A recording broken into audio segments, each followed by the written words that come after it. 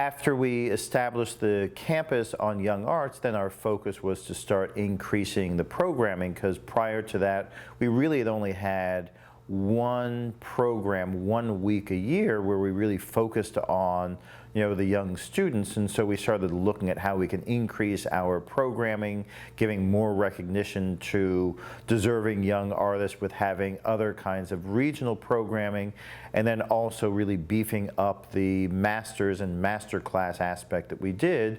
So we started working and inviting more well-known masters in every different field, visual, literary, performing arts, to start working with us. And then we developed a series on HBO called Masterclass. So when we had particularly well-known artists, we would put them on the HBO series, and then otherwise we would bring them in and do these small workshops and master classes. And then I created a little venue at the top floor of the building, which we named Ted's after Ted Arison, and would do small workshops and master classes there as well, and invite in members of the public. So you would have 150 people coming and watching. For example, I invited somebody who's now become a friend, Ben Folds, well-known musician, and Ben was there, and we had some students from the Frost School of Music, where I'm now on the board, and the students would come in and say, hey, I've always been a fan and I've written these lyrics, and Ben would compose a song right on the spot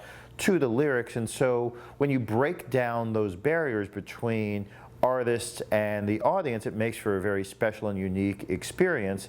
One of the artists that I brought in as a master class teacher at Young Arts was a guy by the name of Michael League, who is the founder of a group called Snarky Puppy.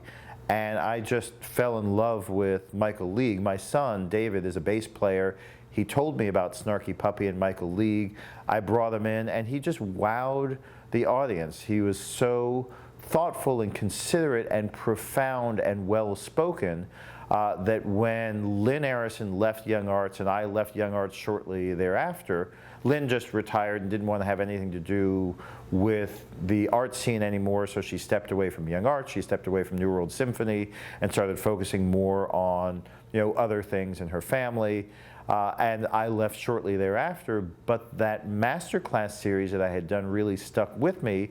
And Michael League, who had started Snarky Puppy, reached out to me and said, we have this little label called Ground Up that we'd like you to run. And one of the things that we started doing at Ground Up, in terms of the programming, was these small workshops and master classes.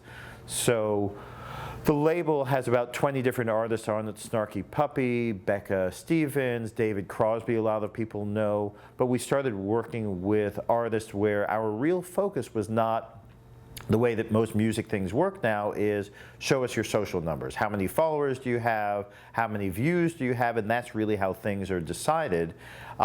We don't even care. We don't look at it. What we try and do is look for the most compelling, brilliant, thoughtful musicians on the planet, and then we use the resources that we have and the following that we have built up as curators, where people now trust what it is that we say and what we do, and we're trying to support these musicians. So it's a very similar thing to what we were doing at Young Arts. We were trying to support up-and-coming artists.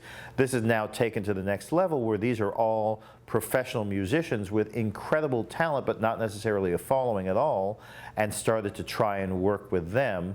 So then we think, what is it that we can do to help these artists take the next step and make it professionally, because it's hard in the music business today. And I remember, I was with Shelley Berg, who's the dean of the Frost School of Music, telling me this story, that he was speaking to some of the students at Frost, and these are professional musician wannabes. I mean, they're going to school to study music, and they were asking a question, but the preface to their question was, now that music is free, and whatever their question was, but that premise which has seeped into the minds of people now, that somehow they're assuming that music is free.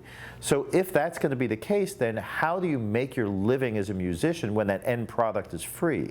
So we started thinking, what's the best way to do that? And that is oftentimes live performances. So we said, how can we bring in all of these people to hear these great live performances, which is why we came up with the Ground Up Music Festival.